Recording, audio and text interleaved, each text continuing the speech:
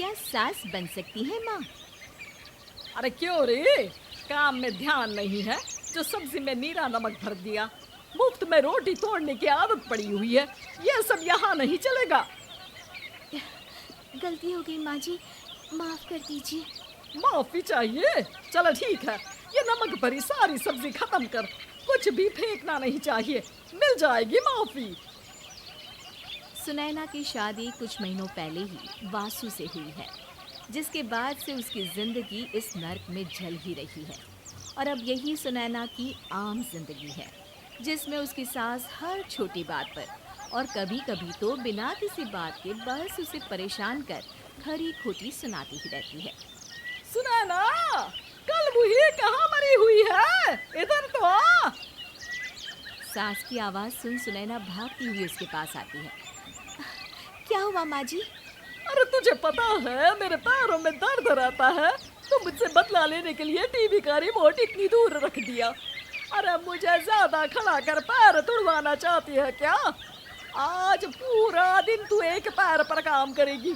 अगर कहीं दूसरा पैर जमीन पर रखा तो मुझसे बुरा कोई नहीं होगा। सास और सुनैना की ये कहानी उसकी ननद सिम्मी बहुत करीब से देख रही होती है, जिस वजह से उसके मन में ससुराल और सास के लिए डर बनने लगता है। इसी तरह दिन बीतते हैं। एक शाम वासु और सुनैना साथ बैठे होते हैं।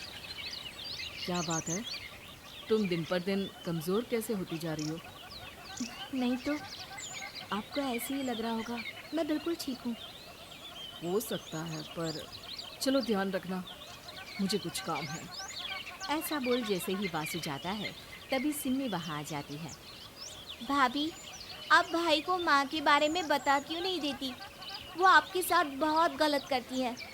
क्या सारे ससुराल वाले ऐसे ही होते हैं?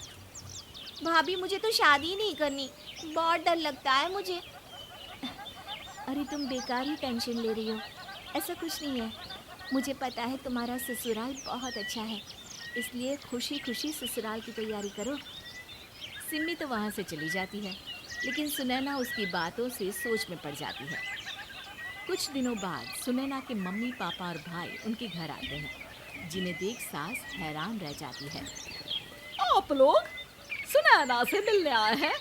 अरे बहू, देख तो तेरे मम्मी पापा आए हैं। जी नहीं, आज हम यहाँ लड़की नहीं लड़के वाले बनकर आए हैं। हाँ माँ, मैंने ही सिम्मी और शरद के रिश्ते की बात मम्मी पापा से की थी। शरद हमारी सिम्मी के लिए परफेक्ट है। बेटे की बात मानते हुए इसकी माँ रिश्ते के लिए मान जाती है, पर अब सिम्मी के मन में ससुराल का डर और ज़्यादा बढ़ जाता है। जैसे यहाँ माँ भाभी पर जुल्म करती है, ये भी पक्का अपनी बेटी का बदला लेने के लिए ही मुझसे शादी कर रहे हैं। इसी सब के बीच देखते ही देखते सिम्मी शरद की शादी हो जाती है और सास के नाम से डरी सहमी सिम्मी ससुराल पहुँच जाती है। जहाँ पहुँचते ही वो डरते हुए बोलती है, मम्मी जी, मैं अभी पूरे घर का काम कर दूंगी और जॉब भी छोड़ दूंगी। जैसे आप कहोगी मैं सब कुछ वैसे ही करूंगी। अरे इतना डर क्यों रही हो? और अभी घर आई हो, कोई काम करने की ज़रूरत नहीं। नई शादी है, कुछ दिन आराम करो, घूमो फिरो। रही बात घर या जॉब की, तो वो तुम्हारी चॉइस है, कोई तुम्हें नहीं रोकेगा। सास का ऐसा व्यवहार देख सिम्मी हैरान रह जाती है और अपनी भाभी सुनैना का ससुराल में पहला दिन सोचने लगती है। चलो हो गया कार्यक्रम खत्म, जा वासु आराम कर। बहू, तू अपने काम पर लग जा। काम से मेरा मतलब है घर का काम, क्योंकि अब से तुम इसके अलावा और कोई जॉब वॉब नहीं करोगी। हाँ। क्या हुआ, कहाँ खो गई? लगता है सपनों में ही घूमने लगी। बताती हूँ तुझे अभी। मेरी बेटी का मजाक बनाएगा?